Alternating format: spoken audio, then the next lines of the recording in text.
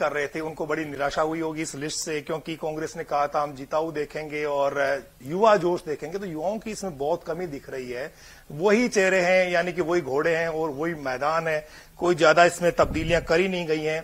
अगर पति नहीं लड़ रहा तो पत्नी को टिकट दिया गया है, और पत्नी नहीं लड़ रही है तो पति को। 2-3 इसमें चेंजेस हैं, इसके अलावा इस लिस्ट में कुछ नहीं है। जिन निर्दलियों ने सरकार को बचाया, आखिरी वक्त तक सरकार के साथ खड़े रहे, मुश्किल दौर में अशोक गहलोत ने उन लोगों को भी टिकट से नवाजा है। तो कुल मिलाकर की जो लिस्ट है इसमें रिस्क नहीं है, जोखिम नहीं ली गई है। पार्टी को लगता है कि बगावत हो सकती है इससे और टाइम ज्यादा बचा नहीं, तो उन्होंने कोशिश यही की है पार्टी आलाकमान के साथ बैठ करके कि इसमें मिक्स हैं, जो भी नेता जिनको टिकट मिले उसमें पायलट और गहलोत दोनों के समर्थक नजर आ रहे हैं। ऐसा कुछ भी नहीं है कि जिसे आप ये कहें कि ये पूरी की पूरी गहलोत की लिस्ट है या पूरी की पूरी पायलट की लिस्ट है, ऐसा नहीं है। बस इसमें जो लोग दिख रहे हैं वो पार्टी को लगता है कि जिताऊ हैं और इनके दम पर फिर से सरकार बनाई जा सकती है, यानी कि रिपीट होने का फॉर्मूला इस लिस्ट में, इन 43 नामों में सरकार को यानी कांग्रेस को नजर आ रहा है। लग यही रहा है कि अशोक गहलोत को यही लगा कि इनसे बेहतर कोई चेहरे हो नहीं सकते थे, और उन्होंने तो खुल के ही कहा है जिस दिन उन्होंने ये बयान दिया था कि अगर विधायक करप्ट होते, अगर इनके खिलाफ चार्जेस होते तो इतना डेवलपमेंट राजस्थान में नहीं होता। इसलिए उन्हीं लोगों पर एतबार जताया गया है। उनको लगता भी यही कि नया आदमी लाएंगे तो फिर जो पुराना जमा हुआ है वो जो है बगावत कर देगा, तो मनाना भारी पड़ जाएगा। इसलिए नई जो जनरेशन है, जनरेशन जो चेंज करना चाहिए जैसे कि बीजेपी करती है, वो जोखिम कांग्रेस ने उठाने से बिल्कुल बचाव करने की कोशिश की है। और ये जो लिस्ट है वो यही बता रही है कि आगे जो लिस्टें आने वाली है ठीक इसी तरह की लिस्टें होंगी, उनमें भी चेंजेस बहुत कम होंगे, बहुत कम टिकट करते हुए दिखेंगे। और पार्टी दबाव में किसी न किसी तरह से, उनको ये लग रहा है कि एक अच्छा मैसेज गया जनता के बीच में और इसको बुढ़ाने की कोशिश जो है यही बेहतर हो सकती है, क्योंकि टिकट काटेंगे तो जनता में नाराजगी होगी कि इस शख्स ने जो है काम नहीं किया था, इसलिए पार्टी ने इनको मैदान से हटा दिया है। तो बचने की कोशिश है। गोविंद राम मेघवाल के खिलाफ माहौल बन गया था एक बार कि उन्होंने खाजूवाला को अनूपगढ़ जिले में शामिल करा दिया, तो वहां के लोग विरोध कर रहे थे। आखिरी दिनों में राहुल कौशिक भी हमारे सहयोगी भीलवाड़ा से जुड़ चुके हैं इस वक्त लाइव। राहुल कौशिक स्क्रीन पर हैं। राहुल, भीलवाड़ा की कितनी सीटें कांग्रेस की तरफ से अब फाइनल हो गई हैं आज की इस लिस्ट के बाद, और क्या चौंकाने वाला तथ्य है इसमें?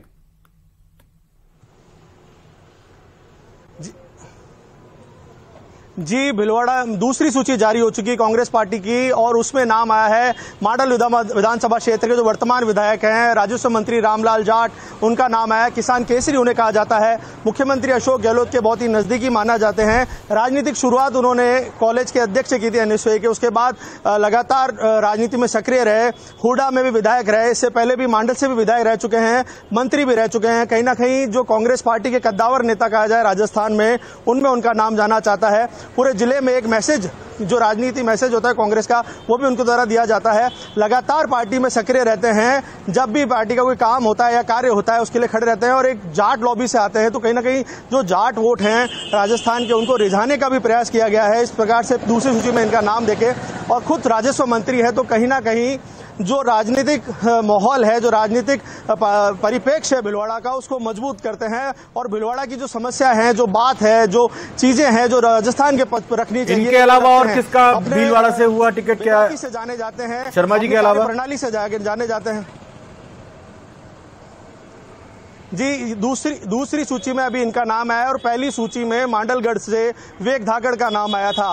विवेक धाकड़ वही है जो पिछली बार भी चुनाव लड़े थे, और उससे पहले एक उपचुनाव लड़े थे, उसमें उन्होंने उपचुनाव में विजय हासिल की थी। जिस उपचुनाव में पूरी कांग्रेस पार्टी एकजुट होकर वहां पे प्रचार प्रसार कर रही थी, चाहे वो रामलाल जाट हो, चाहे CP जोशी हो, चाहे अशोक चांदना हो, पूरी टीमें उनकी वहां लगी हुई थी और उपचुनाव में विजय हासिल की थी। उसके बाद जब उन्हें चुनाव मौका वापस मिला 2018 में, तो हार का मुंह देखना पड़ा था, और अभी कांग्रेस पार्टी ने फिर से उन पर विश्वास जताया है।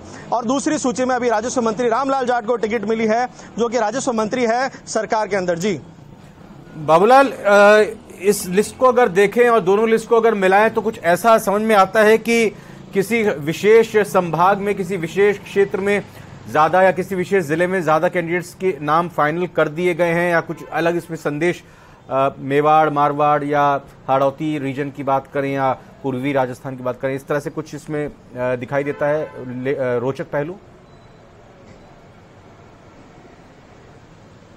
नाम नहीं है, प्रमोद जैन भाया का नाम है आज की लिस्ट में, इसके अलावा ज्यादा नाम दिख नहीं रहे। लेकिन आप देखिएगा कि जिस तरह की लिस्ट है इसमें सहानुभूति का कार्ड भी है।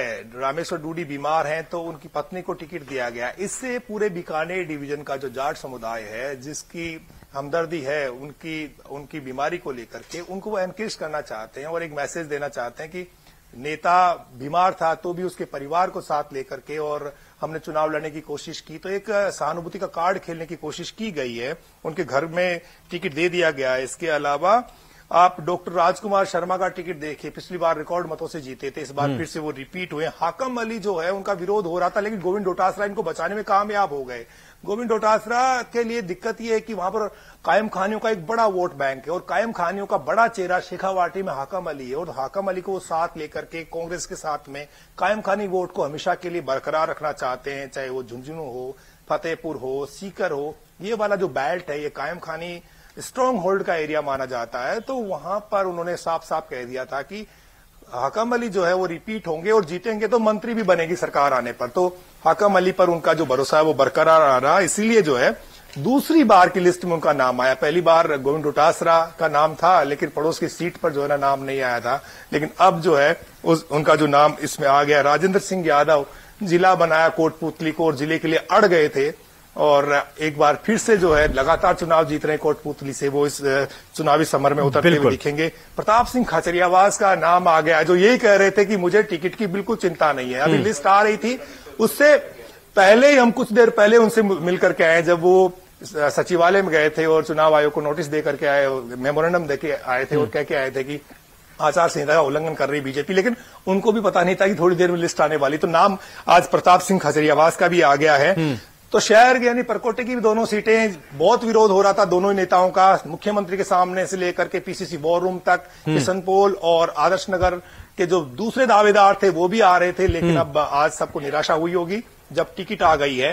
कुल मिलाकर के कांग्रेस पार्टी को लगता है कि विनिंग का फॉर्मूला यही है, रिपीट करो, मैदान में जाओ, जो काम किया उसको गिनाओ और फिर जनता को यह समझाओ कि सरकार को आप रिपीट करते रहेंगे तो फिर विकास होता रहेगा। रिपीटेशन नहीं होगा तो फिर मुश्किल हो जाएगी, आपकी योजनाएं आगे नहीं बढ़ पाएंगी। लेकिन हमें पिछले 1.5 महीने 2 महीने की कवायद भी ध्यान आती है लखवीर सिंह शेखावत, जिसमें लगातार केंद्रीय नेताओं के दौरे होते थे। गोगोई साहब आया करते थे और अलग अलग संभागों में जाते थे, कहते थे कि हम ग्रास रूट पर एक एक कार्यकर्ता के पास जा रहे हैं, उनसे आवेदन मंगा रहे हैं और मीटिंग होती थी, इतने सारे आवेदन हैं, उनको हम छांटेंगे, शॉर्टलिस्ट करेंगे। वो कवायद, वो कसरत नजर आ रही है नतीजों में इन लिस्ट के जरिए अगर देखें तो लखवीर जी? देखिए, जिस प्रकार से ये बात कही गई कि जिन भी नेताओं की और वर्तमान मौजूदा विधायकों और मंत्रियों की परफॉर्मेंस ठीक नहीं है, सर्वे रिपोर्ट नेगेटिव पाई जा रही है, तो उन पर टिकट की गाज गिरेगी, उनकी टिकट काटी जाएगी और नए चेहरों पर दाव खेला जाएगा। लेकिन तमाम तरीके से पर्यवेक्षकों का फीडबैक आया, तमाम पर्यवेक्षक गए थे, तमाम दावेदारों ने आवेदन किया था, दिल्ली तक चक्कर लगाए थे, लेकिन कुछ खास असर दिखा नहीं इस सूची में, क्योंकि तमाम जो मौजूदा विधायक और मंत्री हैं उनको रिपीट किया गया। जिन निर्दलीय विधायकों ने समर्थन दे रखा था सरकार को, उन्हें कांग्रेस का आधिकारिक प्रत्याशी बनाया गया, लेकिन उन तमाम कार्यकर्ताओं को निराशा मिली जो कि लगातार जयपुर से लेकर दिल्ली तक चक्कर काट रहे थे और टिकट के लिए दावेदारी कर रहे थे, और जिनका नाम पैनल में था उन तमाम जो दावेदार हैं, जो उनको कहीं ना कहीं आज निराशा हुई है। इस सूची पर हम चर्चा करें उससे पहले एक और ब्रेकिंग न्यूज हम आप तमाम दर्शकों को बताते हैं रविंद्र, कि कांग्रेस पार्टी ने राजस्थान के लिए कोऑर्डिनेशन कमेटी का ऐलान भी कर दिया है, जो कि इस वक्त की सबसे बड़ी खबर है। 43 नामों की सूची के ऐलान के बाद कांग्रेस पार्टी ने कोऑर्डिनेशन कमेटी का ऐलान भी कर दिया है राजस्थान चुनाव के मद्देनजर, जिसमें मोहन प्रकाश को चेयरमैन बनाया गया है, लक्ष्मण सिंह रावत को कन्वीनर बनाया है, राज्यसभा सांसद नीरज डांगी को कन्वीनर बनाया है और राम सिंह कस्वा को कन्वीनर बनाया है। तो 43 नामों के ऐलान के बाद कोऑर्डिनेशन कमेटी भी बना दी गई है, जो कि राजस्थान में कांग्रेस पार्टी का कोऑर्डिनेशन का काम देखेगी, उन तमाम लोगों से भी चर्चा और संवाद करेगी जो कि आने वाले दिनों में अगर खिलाफत करते हैं और बगावत दर्शाते हैं तो उन तमाम लोगों से संवाद स्थापित करने का काम कोऑर्डिनेशन कमेटी करेगी। उसके साथ ही चुनाव का पूरा मैनेजमेंट देखेगी, पूरा प्रबंधन देखेगी, चुनाव लड़ने और लड़वाने का दारोमदार इन तमाम लोगों के कंधों पर होगा। इस लिहाज से कोऑर्डिनेशन कमेटी का ऐलान कर दिया गया है। तो वहीं कांग्रेस ने आज अपनी दूसरी सूची का ऐलान भी किया, जिसमें तमाम 43 विधायकों को जगह दी गई और राजकीय अधिकारी को भी जगह दी गई। पूर्व में मुख्य सचिव रहे राजस्थान के निरंजन आर्य को सोजत से चुनावी मैदान में उतारा गया है। इस प्रकार की खबरें पहले से ही थी कि निरंजन आर्य कांग्रेस पार्टी की तरफ से चुनावी मैदान में उतर सकते हैं, जिस पर मुहर लगी है और सोजत से निरंजन आर्य चुनाव लड़ेंगे। शोभा चौहान के सामने रोचक मुकाबला देखने को मिलेगा। हालांकि पूर्व में राजकीय अधिकारी रहे हैं, राजस्थान के मुख्य सचिव पद से रिटायर हुए हैं, ऐसे में राजनीतिक क्षेत्र में उनकी परफॉर्मेंस कैसी होगी ये देखना दिलचस्प होगा।